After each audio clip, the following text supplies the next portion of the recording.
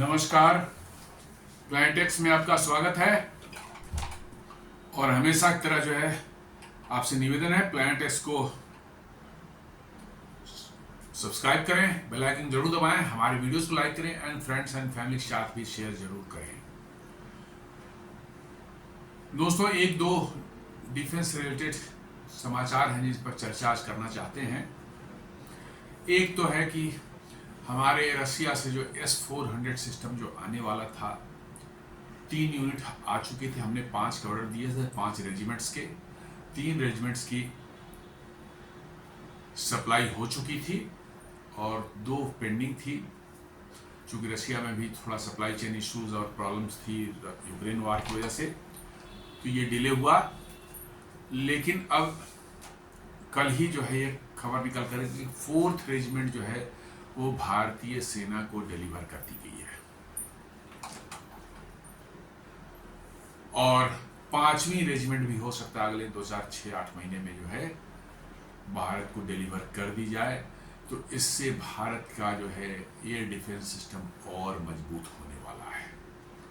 जी हाँ, air defence system जो है खासकर S-400 ने या हमारे आकाश तीर जो है इंटीग्रेटेड एयर डिफेंस सिस्टम और आकाश मिसाइल और MR SAM, इन सब ने जो जबरदस्त परफॉर्मेंस दिया था ऑपरेशन सिंदूर के दौरान, वो उसको दुनिया ने देखा और दुनिया अभी भी आश्चर्य कर रही है। इनफैक्ट मैं बताऊं कि रसिया खुद भी आश्चर्यचकित है कि S-400 ने इतना जबरदस्त कैसे परफॉर्मेंस कैसे वहां पर दी है, क्योंकि ऐसी न्यूज निकल कर के आई थी और बड़ा इससे जो है भारत में लोगों को निराशा थी कि हमने लगता है कि गलत एक सिस्टम खरीद लिया है।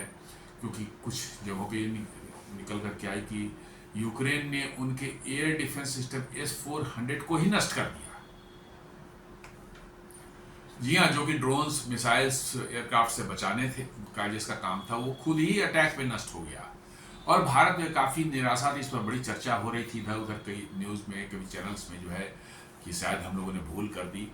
लेकिन ऑपरेशन सिंदूर में जो S-400 जो कमाल दिखाया, भाई साहब, वो रशिया को भी बिलीव नहीं हो रहा है कि उनका सिस्टम इतना जबरदस्त हो सकता है। जी हाँ, अभी जो है कुछ दिन पहले एयर चीफ मार्शल ने प्रेस कॉन्फ्रेंस जो की थी, जहां उन्होंने साफ साफ बताया कि 6 एयरक्राफ्ट इंक्लूडिंग एक अवाक्स पाकिस्तान के जो है, ये कंफर्म्ड, अनकंफर्म्ड वाले अलग है। ये कंफर्म्ड जिसकी डेटा उनके पास में है, पूरे एविडेंसेस उनके पास में है, वो भारतीय सेना ने, भारत के एयर डिफेंस सिस्टम ने जो है पाकिस्तान के हवाई जहाजों को मार गिराया था। और उसमें एक जो अवाक्स जो था वो करीब करीब पेशावर के आसपास उड़ रहा था। 315 किलोमीटर की दूरी पर जो है अपने जहां पर हमारा S-400 था वहां से उसको मार के गिरा दिया गया था। और एक सरगोधा में उनका JF-17 या कोई विमान था जो कि हवाई जहाज एयर स्ट्रिप से उड़ते ही उसको एयर जो है S-400 ने मार के गिरा दिया। इसके बाद पाकिस्तान की वायुसेना में ऐसी दहशत मची कि सारे के सारे उन्होंने हवाई जहाज उड़ाना तो दूर रहा, वो लेकर पीछे भागे पश्चिम की तरफ, और उधर जाके कोई सेफ जो है कुछ ग्वादर के पास में उन्होंने रखा, कुछ और आगे में कोई एक एयरपोर्ट था उधर तुर्बत वगैरह के आसपास, उधर कुछ अफगानिस्तान व क्वेटा वगैरह के आसपास ले जाकर उन्होंने वहां पर रखा, ताकि S-400 की रेंज से हम बाहर रहे। इतनी खौफ थी कि 9 और 10 को तो उनका एयरफोर्स उड़ा ही नहीं। जिसने उड़ने की कोशिश की उसको मार गिराया गया, रेस्ट वहां से भाग गया, पीछे की तरफ भागे वो। तो ऐसा जबरदस्त परफॉर्मेंस S-400 ने किया था। और वो S-400 की 4th रेजिमेंट जो है भारत को डिलीवर कर दी गई है और 5वीं रेजिमेंट भी बहुत जल्द जो है with in next 8 to 10 months में के अंदर भारत को मिल जाएगी। तो आप समझ सकते हैं कि हमारे, और अभी जो जिस तरह की चर्चा हो रही थी कि 2 और S-400 शायद खरीदने की भारत सरकार जो सोच रही है, तो ये हम S-400 का जो है परफॉर्मेंस देखने के बाद अब ये सेना, वायुसेना और हमारे सारी जो है डिफेंस मिनिस्ट्री और भारत सरकार जो है वो चाह रही है कि 2 और यूनिट जो है इसके 2 और रेजिमेंट्स के खरीदे जाएं, ताकि भारत का जो है एयर डिफेंस जो है और मजबूत हो सके। हमारा अपना S-400 के इक्विवेलेंट जो है प्रोजेक्ट कुशा तो बन ही रहा है, जो कि 27-28 तक टेस्ट वेस्ट होकर फाइनल हो जाएगा और उसके बाद इंडक्ट होना शुरू हो जाएगा।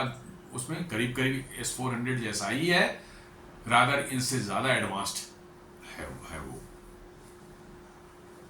तो S-400 जो है उसके आने की जो न्यूज़ आई तो मैंने सोचा इसको कवर किया जाए, क्योंकि ये बहुत बड़ी खबर हमारे लिए है। 5वीं यूनिट भी आ जाएगी तो हम मतलब कि जो है हमारा सुरक्षा तंत्र और भी मजबूत होगा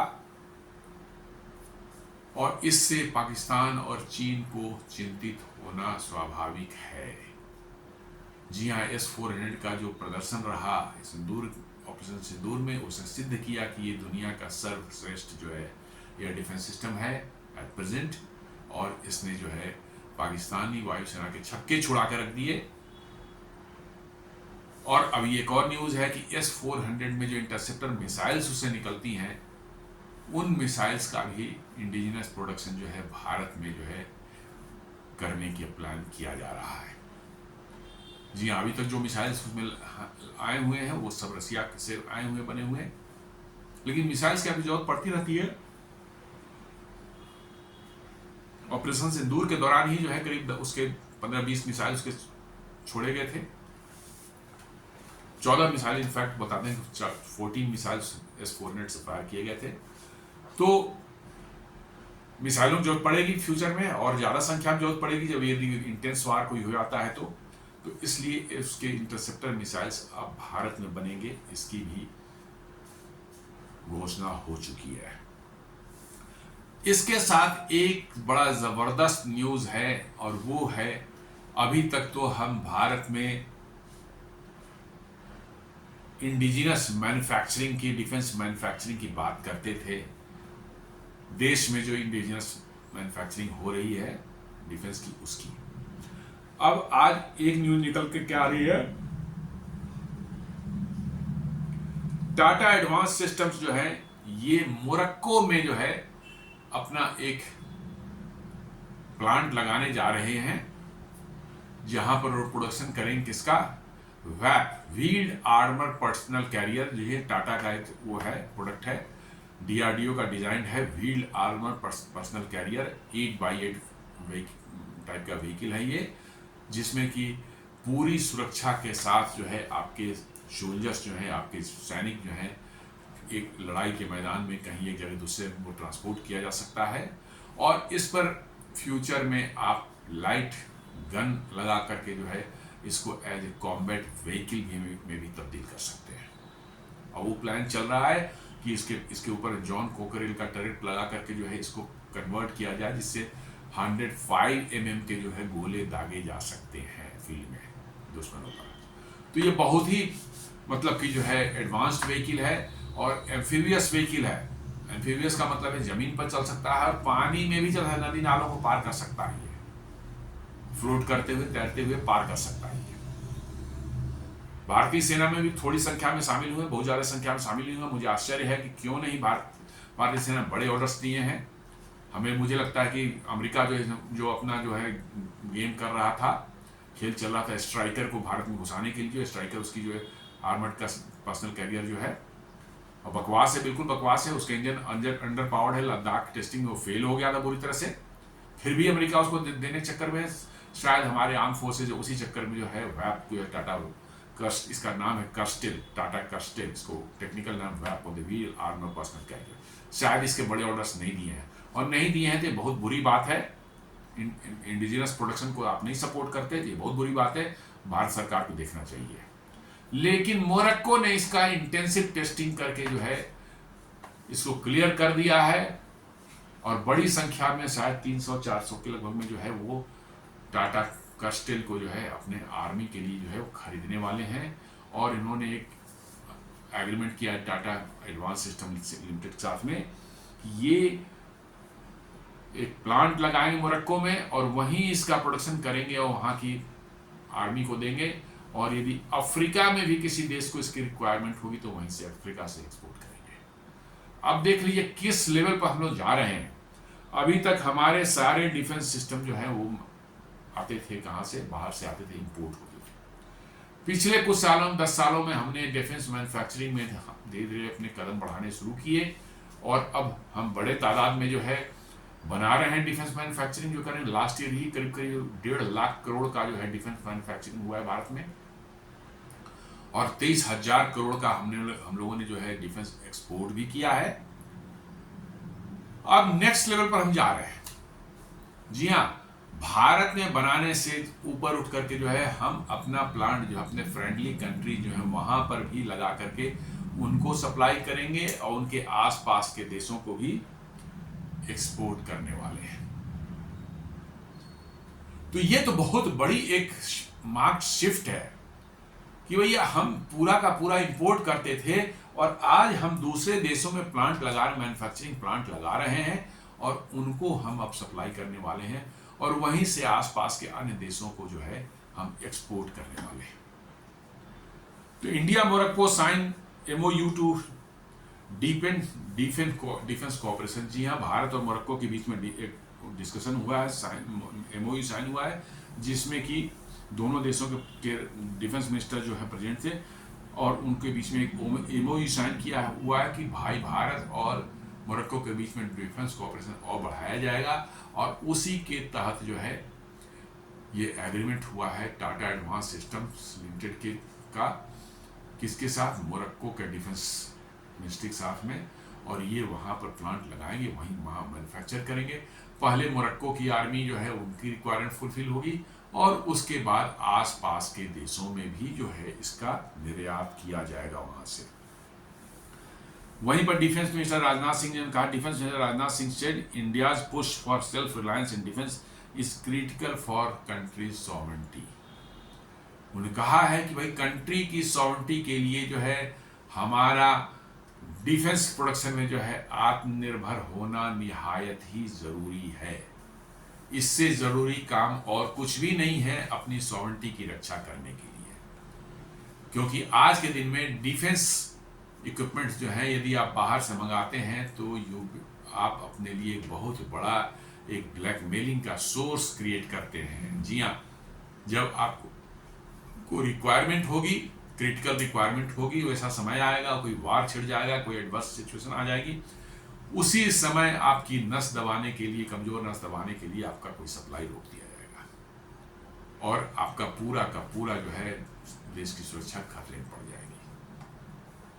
यह हुआ है 1999 में। क्या हुआ था, कारगिल वार के दौरान जो है अमेरिका ने सडनली जो है बिना कुछ किए जो है उन्होंने जो है जो घुसपैठिए थे या पाकिस्तानी आर्मी के साथ जो है वहाँ की पहाड़ियों के टॉप पर जो बैठकर कब्जा किए हुए थे। भारत सरकार ने अमेरिका से रिक्वेस्ट किया उनके GPS कोऑर्डिनेट्स के लिए, अमेरिका ने बंद कर दिया देना। जी हाँ, चुपचाप उन्होंने बंद कर दिया देना, और उसके बाद हमें बहुत मशक्कत करनी पड़ी उनको तलाशने में और उनको बॉम्बिंग करने में जो है उसे ज़्यादा वक्त लगा, ज़्यादा कैजुअलिटी हुई। यदि कोऑर्डिनेट्स पहले मिल जाते हमें तो हम आसानी से न्यूट्रलाइज कर सकते थे। तो ये कुछ नहीं, ब्लैकमेलिंग है बस, और ऐसे सभी देश जो है ब्लैकमेलिंग आपको समय आने पर करेंगे। इसलिए जो है आपको डिफेंस में आत्मनिर्भर होना जो है निहायत ही जरूरी नहीं, मोस्ट इसेंशियल है। उतना इसेंशियल कोई भी चीज नहीं है।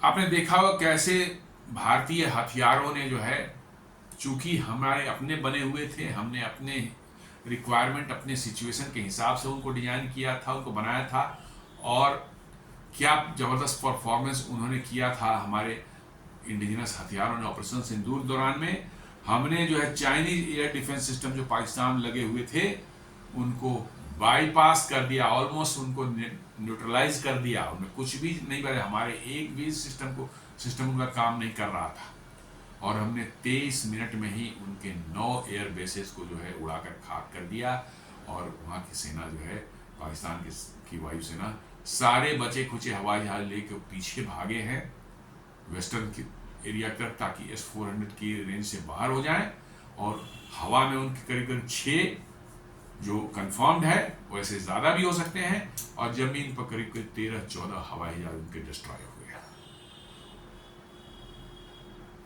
मिला जुला के आप कह सकते हैं 18 से 20 उनके हवाई जहाज जो है वो भारतीय वायुसेना नष्ट किए, और मात्र 23 मिनट के अंदर में। कैसे? हमने उनके चाइनीज एयर डिफेंस सिस्टम को जो है बिल्कुल ऐसा अंधा कर दिया, ऐसा उनको कर दिया कि एयर डिफेंस सिस्टम पर ही जाकर के हमारे लॉइटरिंग मिशन गिर रहे थे और मिसाइल गिर रहे थे। जिससे बचने के लिए लगाया हुआ था उनको, वही चीज जाकर गिर रही थी उस एयर डिफेंस सिस्टम। आप समझ सकते हैं कि हमारे हथियारों की क्या काबिलियत रही है और क्या क्वालिटी रही है। इसलिए जो है indigenous manufacturing is the key for countries security and sovereignty. दूसरा और कोई चीज आपको नहीं बचा पाएगा, चाहे जितने भी आपके पास पैसे हो, संसाधन हो, लेकिन डिफेंस मैन्युफैक्चरिंग यदि आपके पास में नहीं है कैपेबिलिटी, तो आपका योर फ्यूचर इज डूम्ड, आपको कोई नहीं बचा पाएगा। अब डिफेंस मैन्युफैक्चरिंग का जो आप देखेंगे तो 2017 में हम लोग 74,000 करोड़ का प्रोडक्शन किया था, और वो बढ़ते बढ़ते जो है 2024 में जो है वो 127 मतलब कि 1.27 लाख करोड़ का करीब करीब हो गया। ऑल्दो ये फिगर थोड़ी सी गड़बड़ है, करीब करीब वो 1.5 लाख करोड़ का फिगर है 2024-25 में, और 25-26 में अभी तक जो है हम लोग 89.7 माने 89,000 करोड़ का बना चुके हैं। उम्मीद करते हैं और लगता है कि 1.5 लाख करोड़ को हम सरपास कर जाएंगे इस बार। तो इसका मतलब है कि डिफेंस प्रोडक्शन जो है हमारा हर साल जो है बढ़ रहा है, काफ़ी तेज़ी से बढ़ रहा है, और हमारा एक्सपोर्ट्स भी बढ़ रहा है। जी हाँ, करीब 23,000 करोड़ का हमने एक्सपोर्ट किया था डिफेंस इक्विपमेंट जो है।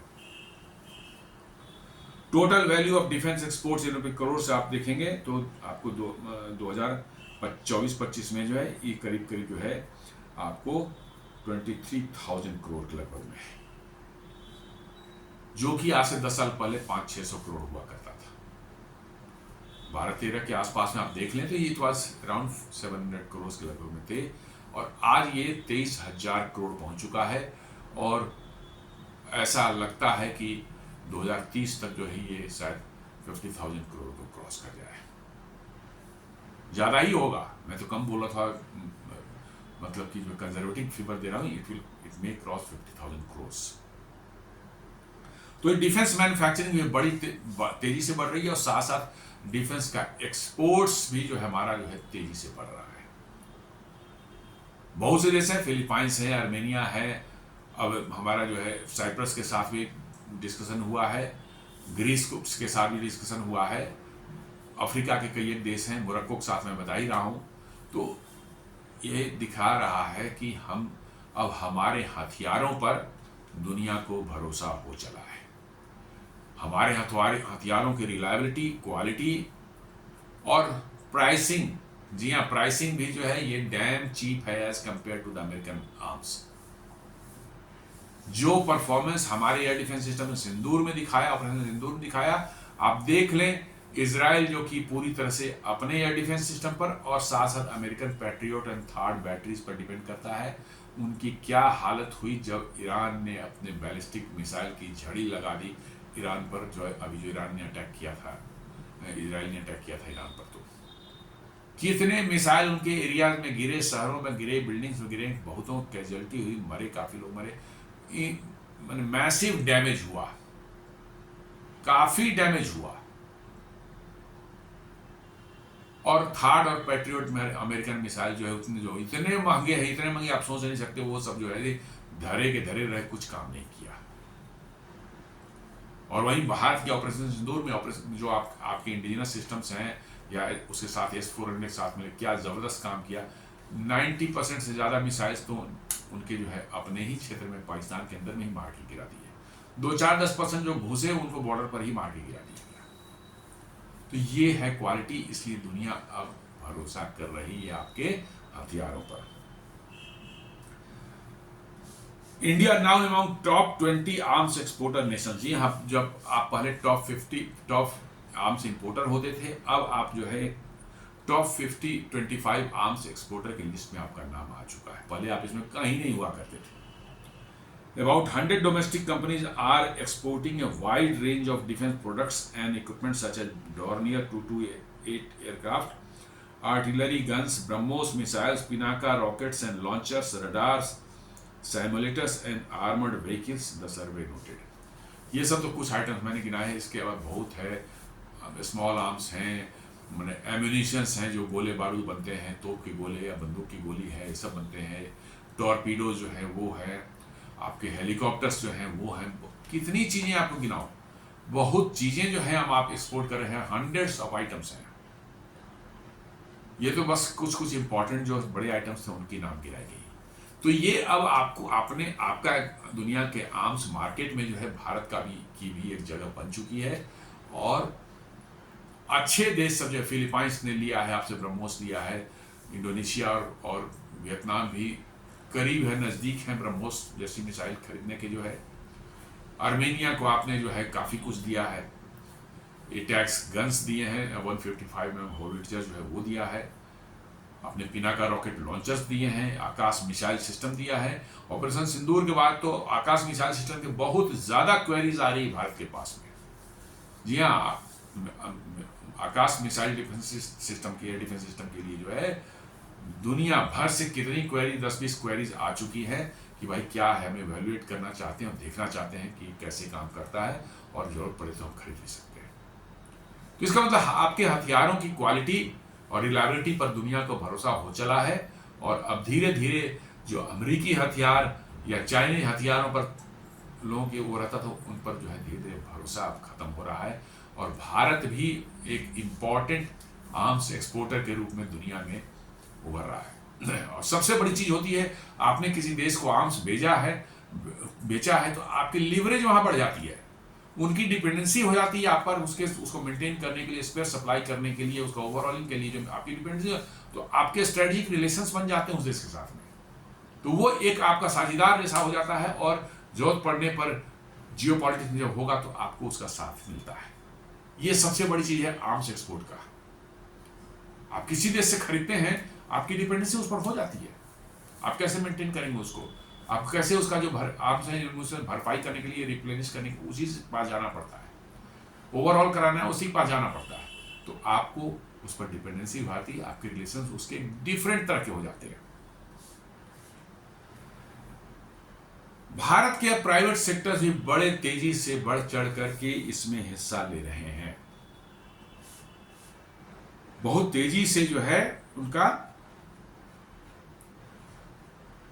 जो है भारत के जो है डिफेंस सेक्टर में जो है प्राइवेट सेक्टर्स की एंट्री हो चुकी है, और बहुत बड़े पैमाने पर उन्होंने भी शुरू कर दिया है प्रोडक्शन, और साथ साथ एक्सपोर्ट भी। आप देखें तो 2016-17 के आसपास में जो है, यदि पूरे इंडिया भारत का जो है डिफेंस प्रोडक्शन होता था, तो प्राइवेट सेक्टर उसमें जो है सिर्फ 19% प्रोडक्शन करता था।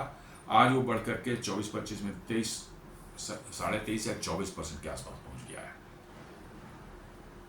मतलब वो बढ़ रहा है उनका प्रोडक्शन जो है, पूरी आपकी डिफेंस प्रोडक्शन जो पूरे देश की होती है, उसमें प्राइवेट सेक्टर का हिस्सा जो है 19% से बढ़ के करीब करीब 24% पहुंच चुका है 2025 में। 19% था 2016 में। और एक्सपोर्ट में और जबरदस्त है, 2016-17 में एक्सपोर्ट में इनका हिस्सा प्राइवेट सेक्टर का मात्र 12.8% था, और 24-25 में ये हिस्सा बढ़कर 59.1% हो चुका है। मतलब एक्सपोर्ट करने में हमारे प्राइवेट सेक्टर और भी ज्यादा इफिशिएंट और तेज है सरकारी कंपनियों के मुकाबले। तो आप अंदाजा लगा सकते हैं कि इस तरह से बढ़ता रहा तो हमारे प्राइवेट सेक्टर्स जो हैं कितना आगे निकलेंगे, और प्राइवेट सेक्टर्स का इसमें इन्वॉल्व होना, उनका इसमें जो कदम रखना, ये बहुत बड़ी चीज है। क्योंकि सरकार के पास एक लिमिटेशन होती है, सरकार से बहुत काम करने होते हैं। डिफेंस एक चीज है उनके लिए, और भी इसलिए जितना खासकर मैन्युफैक्चरिंग वाले काम हो उसमें अलग एक planning, project planning, efficiency, execution, ये सब बहुत मायने रखती है। इसमें प्राइवेट कंपनियां जो हैं बहुत ज़्यादा अच्छा काम करती हैं। और इसलिए जब भारत सरकार की भी इच्छा थी कि भाई मतलब कि आप कैसे प्राइवेट कंपनीज भी इसमें आए। अब डीआरडीओ भी जो क्या कर रही है, अपना डिजाइन तो करती है, आर&डी करती है, टेस्ट करती है, जब कंफर्म हो गया कि हाँ ये प्रोडक्ट बनना है, मैन्युफैक्चरिंग के लिए वो जो है प्राइवेट सेक्टर को टाइप कर लेते हैं। टाटा एडवांस सिस्टम्स लिमिटेड को ले लिया, इसको ले लिया, क्या कल्याणी डिफेंस को ले लिया, और भी इस तरह के बहुत से, मतलब कि ये बहुत से कंपनियां हैं जो कि काम कर रही हैं और वो हमारे डीआरडीओ से डिजाइन लेती हैं और उस डिजाइन को मैन्युफैक्चर करती हैं। सोलार मतलब की जो इंडस्ट्रीज है वो भी मतलब कि जो है Pinaka multi barrel rocket launcher का डिजाइन जो है डीआरडीओ से लेकर के उसका प्रोडक्शन कर रही है। तो ये डिफेंस कॉर्पोरेशन भारत के अंदर में जो है, क्योंकि हमारी प्राइवेट कंपनियां, जब हमारे यहाँ एक गलत आदत है लोगों की, हमारे प्राइवेट कंपनी अभी भी आर&डी में पैसा खर्च नहीं कर रहे हैं, आर&डी में पैसा नहीं खर्च कर रहे हैं वो, तो सरकार ही सिर्फ काम कर रही है, डीआरडीओ और कुछ संस्थाएं वो कर रही हैं। इसलिए जो है एट प्रेजेंट जो है जो भी रिसर्च निकल करके आता है, जो नया प्रोडक्ट बन करके आता है, उसकी मैन्युफैक्चरिंग के लिए प्राइवेट सेक्टर को टाई अप किया जाता है, हमको टेक्नोलॉजी ट्रांसफर कर दी जाती है और वो बड़े पैमाने पर उसका उत्पादन करते हैं। ये टाटा का वैप जो मोरक्को में बनने वाला है, टाटा कर्स्टेल जिसका नाम उन्होंने दिया है, ये कल्याणी डिफेंस भी यही बनाती है, उन्होंने कुछ और नाम दिया, दोनों ने टेक्नोलॉजी ट्रांसफर लिया था। उसी तरह से एटैक्स का जो है टेक्नोलॉजी ट्रांसफर टाटा को भी मिला हुआ है और कल्याणी को भी मिला हुआ है, दोनों बनाते हैं। तो जोरावर लाइट टैंक का डिजाइन जो है डीआरडीओ ने बनाया है, इसको एल&टी को बनाने के लिए दे दिया है। तो इस तरह से जो है आपके डिफेंस में जो है बने आर&डी डीआरडीओ या कुछ अन्य सरकारी संस्था जो इंस्टीट्यूशन जो करते हैं और उसको फिर ट्रांसफर कर दे रहे हैं प्राइवेट कंपनीज को, और प्राइवेट कंपनी जो बड़े पैमाने पर उसका उत्पादन भी करती हैं, देश को भी में भी उसकी आपूर्ति होती है और विदेशों में भी उसका जो है एक्सपोर्ट होता है। जैसा मैंने बताया कि 59% जो है पूरे डिफेंस का जो है एक्सपोर्ट और 59% प्राइवेट कंपनियों ने किया है।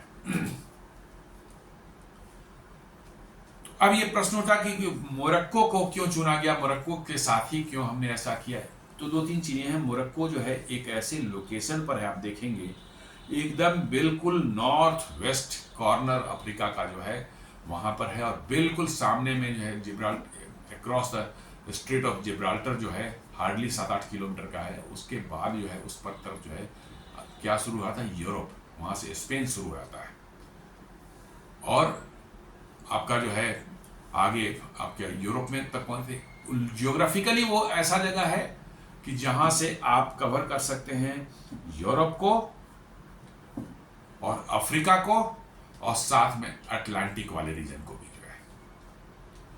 तो वहां पर इसलिए बनाया गया है कि यदि ये सक्सेसफुल हुआ, इसके डिमांड्स और बढ़े, तो अफ्रीका में भी सप्लाई वहीं मोरक्को से किया जा सकता है। यूरोप में यदि कोई डिमांड आती है तो यूरोप में भी डिमांड जो है मोरक्को से की जा सकती है। और यदि अटलांटिक में कोई नेशंस हैं, शायद नॉर्थ अमेरिका में तो कोई ना मिले, लेकिन साउथ अमेरिकन कॉन्टिनेंट में यदि कोई मिलता है तो उनको, ब्राज़ील है, अर्जेंटीना है, बहुत से देश हैं, उनको ज़रूरत पड़ सकती है। यदि उनको ज़रूरत हुई तो यही मोरक्को से उनको भेजना जो है आसान होगा। तो यही कह रहा है कि मोरक्को जो है क्यों चूज़ किया गया, बिकॉज ये गेटवे है यूरोप, अफ्रीका एंड अटलांटिक का, बिल्कुल नॉर्थ वेस्ट कॉर्नर पर अक्रॉस द स्पेन के सामने बैठा हुआ है। ये सिर्फ बीच में स्ट्रेट ऑफ जिब्राल्टर पड़ता है जो कि हार्डली फ्यू किलोमीटर्स का है, और वहां से यूरोप, अफ्रीका और पूरा लैटिन अमेरिका को यहाँ से फीड किया जाता है यदि इनके प्रोडक्ट की डिमांड बढ़ी तो।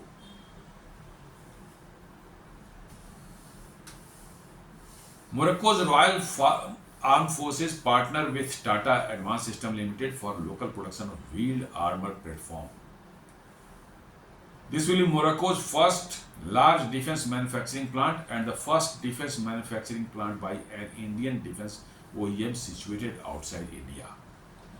जी हाँ, ये मोरक्को के लिए भी सबसे बड़ा डिफेंस मैन्युफैक्चरिंग प्लांट होगा और भारत के लिए भी ये पहला डिफेंस मैन्युफैक्चरिंग प्लांट होगा जो कि भारत की किसी कंपनी ने भारत के बाहर जाके लगाया हो। जी, भारत के बाहर जाके लगाया हो, ये पहला शायद अवसर ऐसा होगा। तो ये हमारे लिए बहुत माने कह सकते हैं कि इम्पॉर्टेंट और गर्व का क्षण है कि अब भारत की कंपनियां डिफेंस प्रोडक्शन के न सिर्फ भारत में उत्पादन कर रही हैं, बट वो विदेशों में भी जाके प्लांट लगाकर वहां पर भी उत्पादन कर रही हैं। वो मोरक्को रैंक्स मतलब कि जो है 29th globally representing 30% of Africa total arms import. Morocco relatively थोड़ा सा रिच है, बहुत रिच नहीं कह सकते, बट अफ्रीका के कंपेरेटिवली थोड़ा स्लाइटली थोड़ा रिच है, स्टेबल है, stable in the sense political stability वहां पर है। जितना अफ्रीकन नेशंस में जितना पॉलिटिकल स्टेबिलिटी है मोरक्को में उतनी नहीं है। मोरक्को जो है कंपैरेटिवली काफी स्टेबल है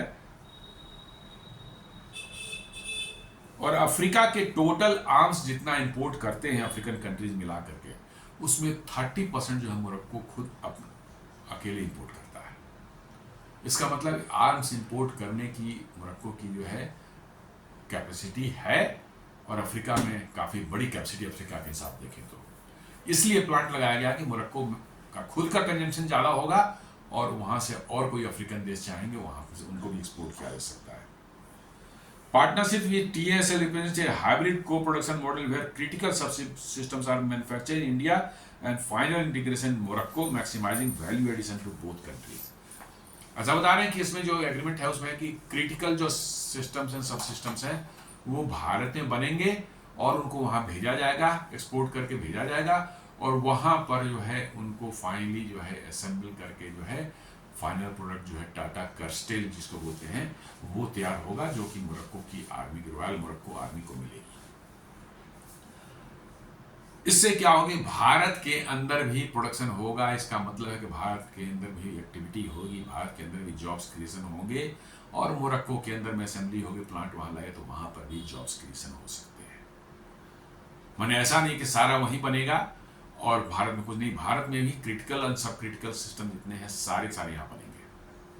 हाँ ये जरूर है कि टाटा ने ये उनको श्योर किया है कि लोकल जितने मटेरियल्स रिसोर्सेज होंगे, लोकल मटेरियल जितना भी होगा, मेटल्स हैं या और भी रिसोर्सेज को चाहिए होंगे जो लोकली अवेलेबल हैं वो पहला प्रेफरेंस दिया जाएगा कि मोरक्को में अवेलेबल है तो मोरक्को का ही इस्तेमाल करें ताकि उन पर भी इंपोर्ट का बर्डन कम रहे।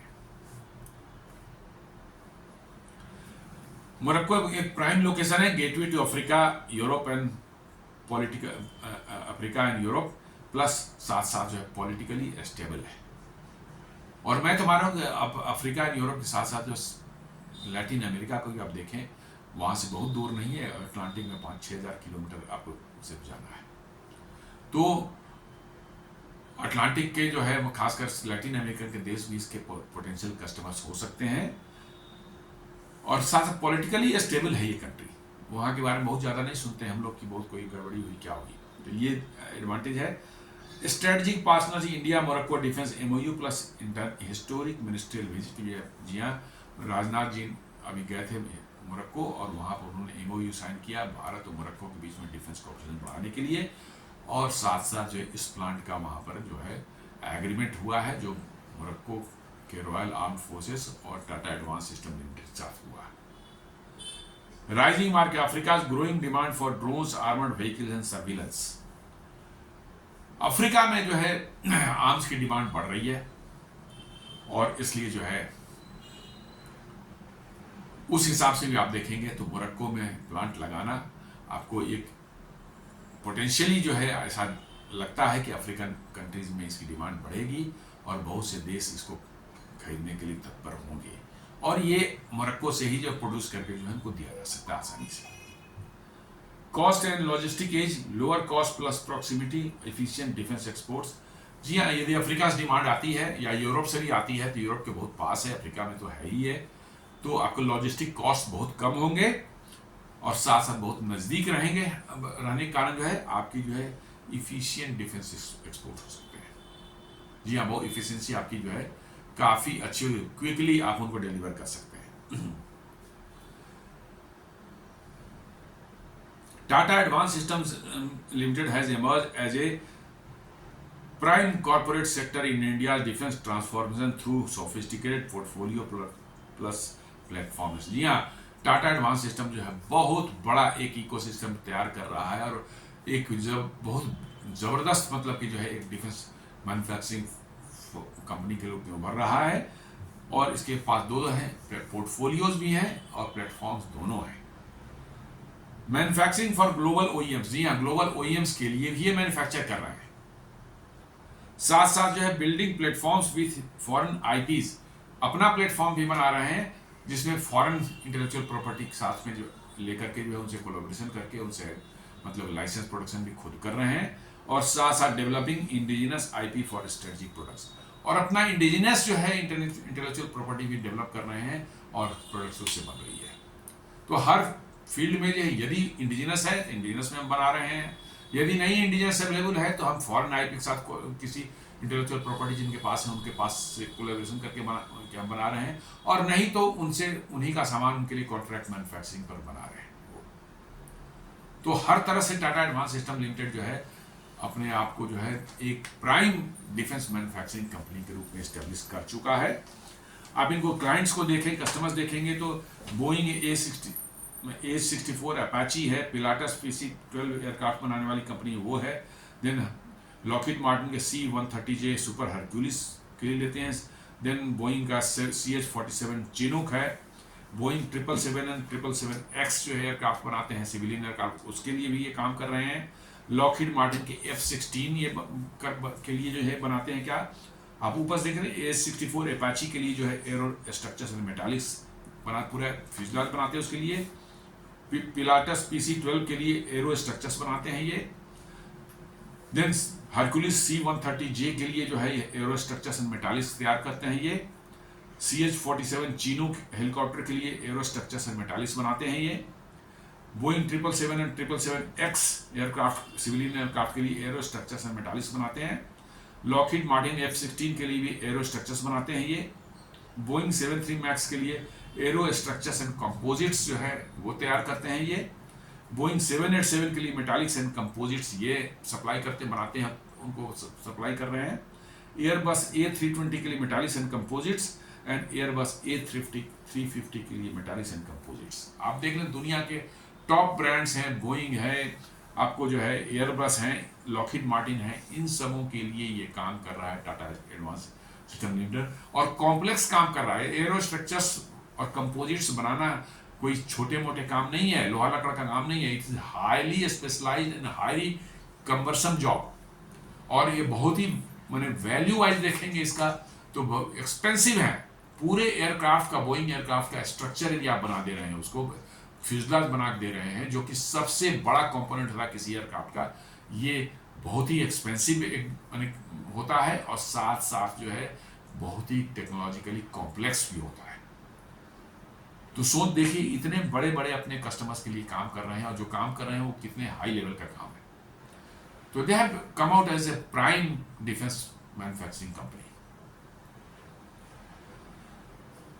ये जो इनको मोरक्को को दिया जा रहा है व्हील्ड आर्मर प्लेटफॉर्म, इस वैप बोलते हैं, व्हील्ड आर्मर पर्सनल कैरियर जो है 8x8 व्हीकल है ये। और ये फ्यूचर में मैं बता रहा हूँ जॉन कोकोरेल की जो है इसमें टरेट फिट करने का प्लान है, जिसपे 105 mm की गन होती है। It will convert into armoured combat vehicle के फॉर्म में कन्वर्ट होने वाला है। और इसने जो है बहुत ज़बरदस्त परफॉर्मेंस जो है लद्दाख एरिया में करके दिखाया है। पैंगोंग सो लेक में भी जो है ये बिना कोई असिस्टेंस के पार किया, खुद से स्विम करके जो है फ्लोट करके जो है, साथ साथ जो है स्टीप चढ़ाइयों पर जो है, चूंकि इसके उसका पावर टू वेट रेशियो बहुत ही हाई है एज कम्पेयर टू स्ट्राइकर और कोई दूसरी दुनिया की दूसरी जो व्हीकल है इस कैटेगरी में जो बहुत ज़्यादा है, इसलिए जो है स्टीप चढ़ाइयों पर भी इसने बड़े आसानी से चढ़ाई पूरी की है और इंडियन आर्मी के साथ अभी सर्व कर रही है। ऑफकोर्स जैसा मैंने बताया कि नंबर्स उतने ज़्यादा नहीं लिए गए हैं, लेकिन मुझे लगता है कि now they will have to take it more. ये इंडिया का first amphibious wheeled infantry combat vehicle है, developed by Tata advance systems in collaboration with DRDO। जी हाँ, टेक्नोलॉजी इसकी DRDO की है और इस टेक्नोलॉजी ट्रांसफर की गई टाटा को और कल्याणी डिफेंस को की गई, दोनों ही बनाते हैं ये। Integrated power pack with automatic transmission, flotation and propulsion for air, all terrain and amphibious capability. जी हाँ, एम्फीबियस कैपेबिलिटी के लिए भी इसमें मैंने प्रोपल्सन का सिस्टम बना हुआ है कि वो पानी में फ्लोट कर जाएगा और निकल जाएगा दूसरी तरफ। Evaluated against best-in-class vehicle with rigorous trials in extreme climate and terrain for survivability and lethality। जी हाँ, इनको मोरक्को ने और भारतीय आर्मी जो एवेल्यूएट किया है वो one of the most extreme कह सकते हैं इवेल्यूशन है। हर तरह के टेरेन में, हर तरह के क्लाइमेट में, हर तरह के टेम्परेचर में, हर तरह के मतलब कि जो है डिफिकल्ट टेरेन जो हैं, उबड़ खाबड़ ऊंचा स्टीप चढ़ाई है, बहुत स्लो स्टीप डाउनवर्ड ग्रेडियंट हो, सारे में इसको टेस्ट किया गया है and then it has come out with flying colors। so इसलिए जो है ये अब इसके कैपेबिलिटी में और इसके रिलायबिलिटी में कोई शक नहीं रह गया है।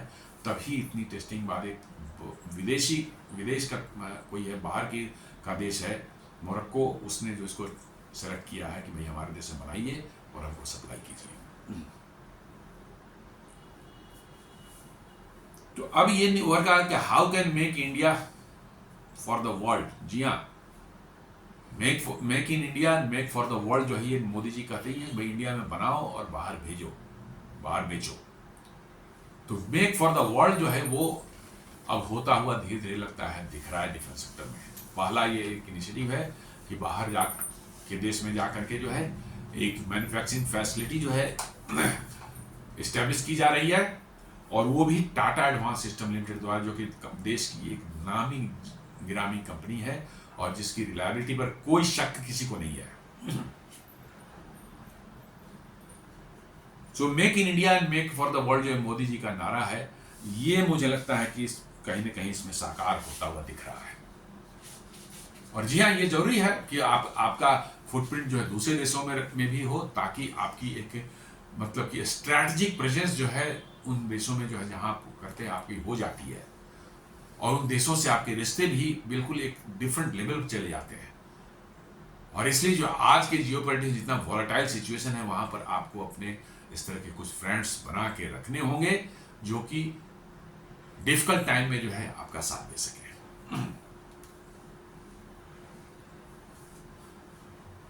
जैसा मैंने बताया कि लॉजिस्टिक एंड लोकलाइजेशन के टाटा एडवांस सिस्टम ने बोला है कि dependence on rare materials, specialised components, high transport और कस्टम कॉस्ट जो है, इन सबों को अवॉइड करने के लिए कोशिश ये रहेगी कि कितना ज़्यादा लोकलाइज किया जाए।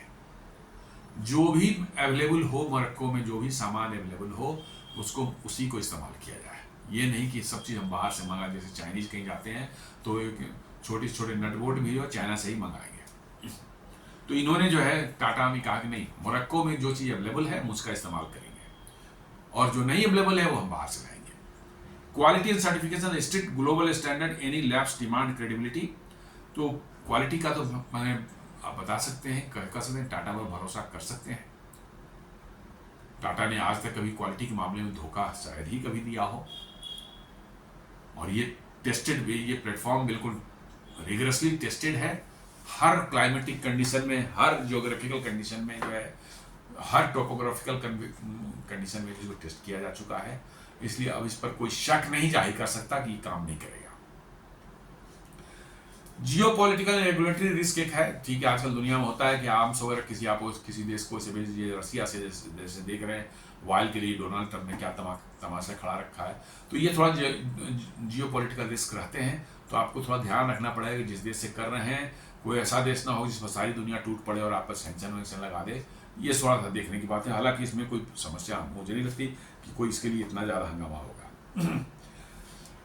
Competition, strong presence of established players, US, France, Russia, China, Turkey, India must stay cost effective and reliable. जी हाँ, डिफेंस एक्सपोर्ट्स में जो है 4-5 बड़े प्लेयर जो हैं, यूएस है, फ्रांस है, रसिया, चाइना, टर्की जो है प्रेजेंट है वहाँ पर। इसलिए जो है आपको भारत को कॉस्ट इफेक्टिव बना रहना होगा, तभी आप कम्पीट कर पाएंगे। क्योंकि बड़े प्लेयर्स पहले से इस मार्केट में हैं, तो आपको जो है अपनी कॉस्ट कॉम्पिटिटिवनेस जो है, कॉस्ट इफेक्टिवनेस जो है वो बना के रखनी पड़ेगी, तो आपको सक्सेस मिलेगी।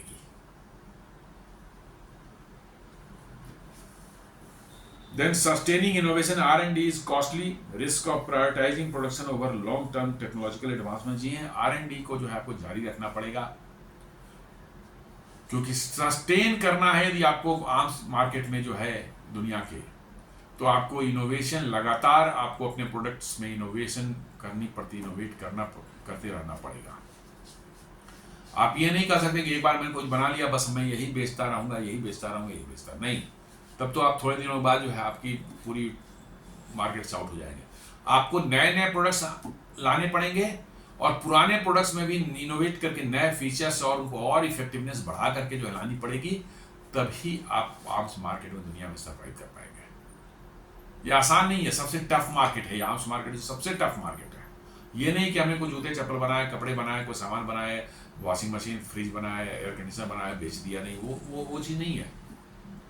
यहाँ पर जियो पॉलिटिकल कारणों से भी जो है अच्छे सामान भी कोई देश हो सकता है आपसे ना खरीदे।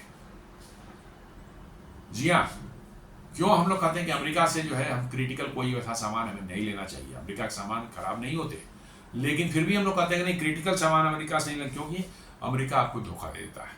अमेरिका धोखेबाज है, भरोसा नहीं कर सकते। हम लोग कहते हैं फ्रांस से राफाल ले लो, लेकिन F-35 अमेरिका से नहीं लेना, क्योंकि अमेरिका मालूम है कि जब आपको जरूरत पड़ेगी धोखा देगा। फ्रांस नहीं धोखा देगा, क्योंकि हमने पास में मिराज यूज कर रखा है, उनका जो है अभी राफेल इस्तेमाल कर रहे हैं और भी बहुत से सबमरीन्स उनके इस्तेमाल कर रहे हैं। किसी तरह का उनके साथ कोई रिस्ट्रिक्शन नहीं, एक बार आपको दे दिया गया। कोई सपोर्ट चाहिए वो देने को हमेशा तैयार है। अमेरिका आपके साथ ट्रिक खेलता है बिकॉज वो शैतान आदमी लोग हैं, मक्कार है सब। इसलिए जो है आपको जो है इनोवेट करते रहिए। आपकी क्वालिटी बहुत अच्छी होगी भी, तब भी कुछ देश नहीं लेंगे आपसे जियोपॉलिटिकल रीजन से, लेकिन आप क्वालिटी मेंटेन रखेंगे, इनोवेशन करते रहेंगे, तो आपका सक्सेस, आपका होना, सफलता मिली एकदम बिल्कुल वो है। एक्सपोर्ट्स में देखें करेंटली सेलिंग का भी 50 से 100 देशों के को हम लोग करीब करीब डिफेंस इक्विपमेंट भेज रहे हैं। अफ्रीका है, लैटिन अमेरिका है, एशिया एंड यूरोप में जो हम लोग बेच रहे हैं। करीब 50 से 100 देशों में जो है टेक्नोलॉजिकल एडवांसमेंट देखें तो AI enabled system, sensors and man platforms जो हैं काफ़ी बड़े तादाद में भारत में बन रहे हैं। इन पर R&D चल रहा है। प्राइवेट सेक्टर बहुत तेजी से इस पर काम कर रहा है, खासकर ड्रोन और AI के फील्ड में जो है प्राइवेट सेक्टर के बहुत ज़बरदस्त स्टार्टअप्स छोटे छोटे बहुत से तैयार हुए हैं जो काम कर रहे हैं इस डायरेक्शन में। Private sector expense Indian companies are change enhancing capabilities, meeting international standards and screening major securing major contract. जी हाँ, प्राइवेट कंपनीज जो है भारत की जो है वो बड़ी तेज़ी से जो है अपने एक्सपेंशन बढ़ा रही है, अपनी एक्टिविटी बनाए, नए नए प्रोडक्ट्स ला रहे हैं और बाहर से कॉन्ट्रैक्ट्स उनको मिल रहे हैं। और मैंने जैसा बताया 59% टोटल एक्सपोर्ट्स का जो है प्राइवेट सेक्टर से ही हो रहा है। Global manufacturing established overseas plants and joint venture for full system production, not just assembly. आपको इस तरह से और जगहों पर ओवरसीज में प्लांट लगाने पड़ेंगे, अपने भारतीय कोई कंपनी लगाएगी और वहाँ पर न सिर्फ असेंबली करें बट फुल स्केल प्रोडक्शन करने की व्यवस्था भी करनी पड़ेगी, ताकि आपका वहाँ ग्रिप उस देश के ऊपर में और अच्छा हो सके, आपके रिलेशन से और भी मजबूत हो सके, आप पर डिपेंडेंसी उनकी और बढ़ सके। स्ट्रेटजिक एंड डिप्लोमेटिक गेंस को लेकर leveraging defence partnership for joint exercises, capability building, counter terrorism and maritime security. जैसे ही किसी देश में आपको आप डिफेंस इक्विपमेंट बेचते हैं, आपकी एक स्ट्रेटजिक पार्टनरशिप बननी शुरू हो जाती है और ये लंबे समय तक चलती है। इसलिए जो डिफेंस इक्विपमेंट्स जो है एक्सपोर्ट करना किसी देश को एक और फायदेमंद काम है कि आपको एक जियोपॉलिटिकल सिनेरियो में जो है एक नया पार्टनर मिल जाता है जो कि आपको सपोर्ट करता है, आपको धोखा नहीं देता। तो दोस्तों ये था आज का हमारा न्यूज, जिसमें हमने कवर किया S-400 जो कि 4th बैटरी जो है रेजिमेंट जो भारत में जो है आ चुकी है, 5वीं जो है अगले 8-10 महीने में आने वाली है। 2 और नए खरीदने का प्लान शायद बन रहा है। और कैसे Tata advance systems limited Morocco में जो है व्हील्ड आर्मर पर्सनल कैरियर जो उनका व्हीकल है टाटा कस्टेल, उसके बनाने के लिए मोरक्को में उन्होंने एग्रीमेंट किया है। वहाँ पर एक फुल फ्लेजेड प्लांट बन रहा है जहाँ से न सिर्फ उन मोरक्को को सप्लाई की जाएगी बट अफ्रीका और यूरोप में भी कोई डिमांड उसकी आएगी, वहाँ से मोरक्को से बना के उनको एक्सपोर्ट किया जाएगा। तो उम्मीद करता हूँ ये वीडियो आपको पसंद आया होगा। आप हमारे वीडियो को लाइक करें, फ्रेंड्स एंड फैमिली के साथ शेयर करें, हमारे चैनल को सब्सक्राइब करें और बेल आइकन दबाना बिल्कुल नहीं भूलें। धन्यवाद।